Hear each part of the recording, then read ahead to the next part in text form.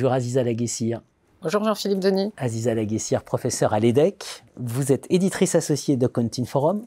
Vous êtes membre du comité exécutif de l'Association africaine de finance et comptabilité. Je suis complètement passé à côté, je crois que je ne suis pas le seul. C'est la réforme Touraine pour l'accès aux soins. Il y a une décennie, 10 ans, voilà, réforme Marisol Touraine, accès aux soins. Alors, quel bilan? Pardon. Quel bilan?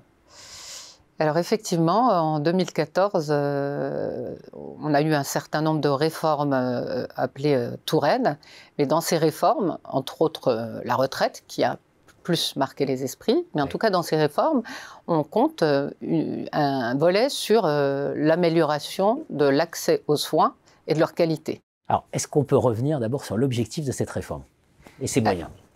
Alors, l'objectif de cette réforme, c'était d'une part de contenir les dépenses de santé et d'autre part d'améliorer l'accès aux soins et la qualité des soins pour les patients. Alors, la réforme repose sur l'idée centrale que le patient doit jouer un rôle dans ces deux objectifs. Alors, l'idée de la réforme, c'était de faire pression pour une réduction des dépassements d'honoraires des médecins. Donc auprès du praticien. Oui. Alors, comment le moyen qui a été choisi, ça a été de limiter les prises en charge des complémentaires santé à 100%. Alors, ensuite, il y a eu des aménagements, mais en tout cas à 100% du tarif sécurité sociale. Alors, l'idée est simple, si la complémentaire ne rembourse plus complètement le dépassement au patient, le patient va faire pression sur le médecin, secteur 2, qui va lui-même s'aligner en fait sur le tarif sécurité sociale. Dépassement d'honoraires. Voilà, plus le dépassement d'honoraires. Alors, ça, c'est l'esprit. En théorie. Et le résultat?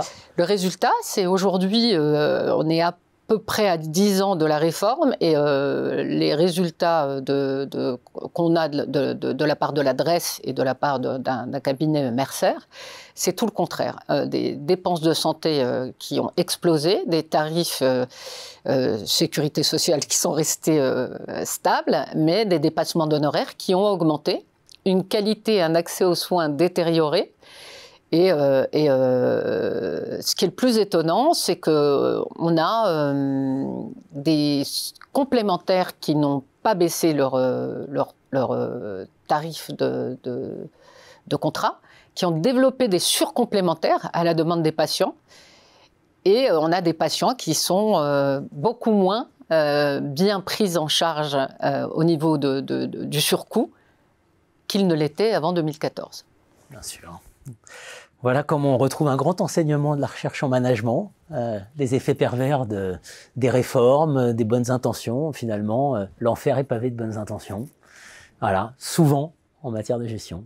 Oui, mais je dirais que de ce point de vue-là, cette réforme peut sembler intéressante, mais c'est ne pas prendre en compte ou ne pas tenir compte du poids relatif de chacun des acteurs ou des groupes d'acteurs. On sait très bien qu'aujourd'hui, un patient n'a aucun pouvoir de négociation avec son médecin. On a une pénurie de médecins, on a des attentes allant jusqu'à 9 mois, 12 mois pour des spécialistes. Donc quand un patient face à son médecin lui demande de renégocier ses prix, voilà, le médecin peut facilement passer à un autre patient, alors que le patient a du mal à trouver une alternative de soins. C'est très clair. Merci Aziza Laguessire. Merci Jean-Philippe Denis.